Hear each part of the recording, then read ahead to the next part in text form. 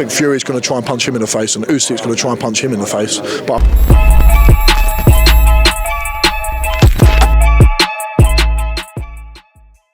this is Jonathan Aguilar, here for Pro Boxing Fans, joined by the Romford Bull, Johnny Fisher, in Las Vegas. He's fighting this weekend on the Conor Benn card. Johnny, 11th fight in Vegas. It's here. It's happening. Yeah, big time. As David Brett would say, it's big time now, you know. We're in a hot seat.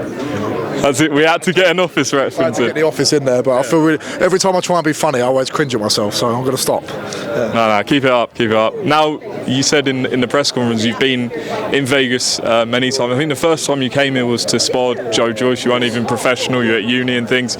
Now you're fighting, you're going to add your names of Mike Tyson, Mayweather, Pacquiao, everyone. I mean, that must mean a lot to yourself and your family. It does, it does, but it doesn't mean anything in the sense of how I prepare for the fight. It's just another fight. Whether it was in Las Vegas or it was in Clacton, it'd be the same. Do you know what I mean? So I've just got to win, and there's a job to do, and then we can celebrate and look back on the memories after. In fight week, you just sort of, it's a blur really. You just go through the motions and get all the media obligations done, and then you go and fight. So we're here now, we're ready to go. Does it feel different though? Because you know in a couple of days you are going to be fighting in Vegas where all the greats have fought. Is that crossing your mind at all? Yeah, it does. What more crosses my mind is that I've got 200 people coming over who paid their hard-earned money for plane tickets and hotels, and that weighs on you as well. But when there's more pressure on me, I always perform better. I think my performances show that. When I'm expected to do better, or I've had the title fight in the last one, I've had to step my game up, and I hope the same thing happens on Saturday. Tell me about Dimitri Bezos. You said in the press that, I don't want to misquote you, something about he's scared or no? It's a fear. Listen, we've all got fear. We all have to use it in the right way, because fear can be a good motivating factor. It means you're up for it. It means you're ready to go. But sometimes it can get hold of you in the wrong way, and I can sense that from him. That I saw him when he walked in. When I walked in the room, he was in the corner, swaying around a lot.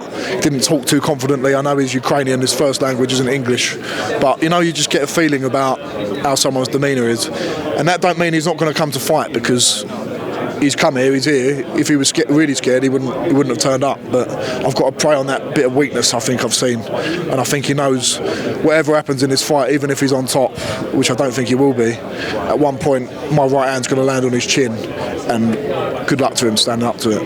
David Adelaide stopped him in a couple of rounds. Is this kind of a good, kind of barometer or whatever the word is to see where you're at, or not? I don't think of it like that, honestly, I don't. It's just another guy. When he fought David Adelaide done a great job, but the Bezos that turns up tonight, on Saturday night, will be different to the Bezos who turned up on that night. Maybe he's learnt a bit more, maybe he knows how to get out of the way of the shots, he won't come forward as much. It's all dependent on the night. We're all human beings. You've got to be ready on the night, and that's why this sport is so good, because it's like an exam, right? How you turn up on the day determines a lot. You can put all the preparation in, but if you don't handle the pressure on the night, it's a different ball game. So every fight is different, every fighter's different, and I'll be doing my job, which is to win at all costs.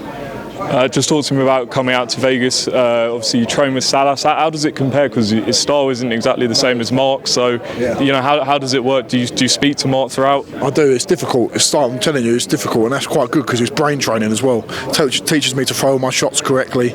A bit longer than what Mark does in terms of the shots, but Salas himself said we don't want to change what you are and how you train with Mark, but we're just trying to add a few more things to your game. And if you can throw your shots a little bit more correctly, that's only going to stand you in good stead. I'm not going to stop being an inside fighter, or in terms of being able to brawl and come forward. Can't change that, but I can add little things to the game, and that will make me a better fighter all in all. And sparring Michael Hunter, that's a really good name. Have you sparred him before, and if not, what was it like? It was bloody difficult, I'll tell you that. It was really difficult. He's the best movement I've ever been in with, ever. It's just, he throws shots from awkward angles, and I'm used to being the sharp guy, you know. I've got fast hands, I know I'm sharp, but he was another level, and he's obviously proved it at the top level. He's been a bit of a bogeyman over the last 5-10 years in the heavyweight division. People avoiding him. He's had good tough fights against other guys coming through, and it was great preparation, because no one's going to be as sharp as what Michael Hunter is. Just a quick few, because I know a couple of days before the fight, Tyson Fury against Oleksandr Usyk, you spar Fury. How do you think it's going to go February 17th? I think Fury's going to try and punch him in the face, and Usyk's going to try and punch him in the face, but I think Fury will punch him more times and harder and win the fight. That is some breakdown. Do you think it'll be points, stoppage? It will be whoever lands the more shots will win, but if one lands a big one, he could stop him. Okay, so That's your prediction. What about Joshua and Ngannou? Same sort of thing? Same sort of thing. I think they'll both throw punches at each other, and then one will land one big one. I think in this one there's more chance of a big one landing and someone going to the floor, not getting up, or being stopped by the ref. Therefore, it will become a stoppage because he's hit him too hard. Come on, don't sit on the fence. Fury or Usyk or Joshua and Ngannou? Come on. Fury will punch him more times or harder times, and Joshua will punch him more times, but probably more harder. And last one, Zhang against Joseph Parker. Ooh, I like this one. This is a proper fight. I think. Listen, I'm going to go normal now. When Zhang fought Joyce, I think stylistically it was wrong for Joyce. I think stylistically Zhang suits Parker a lot more. So I wouldn't be surprised if Parker pulls off the win. And I like Parker. I like Zhang as well. I like them both. I've met them both. Two of the nicest guys I've ever met. You did the Chinese with your dad, didn't you? Zhang is one of the nicest blokes I've ever met. Even after the fight, I remember he saw my brother in the crowd with Joyce. He was celebrating. Then he saw William, my brother, the blonde one. He was like, sorry, like he was celebrating but apologising. What a nice gentleman he was. And Parker, I think Parker will be stylistically a bit wrong for Zhang. So I wouldn't be surprised if you don't see a Parker win against Zhang. Well, Johnny, it's been a pleasure covering your career up until this point, and good luck on Saturday on your Vegas debut, mate. See you there.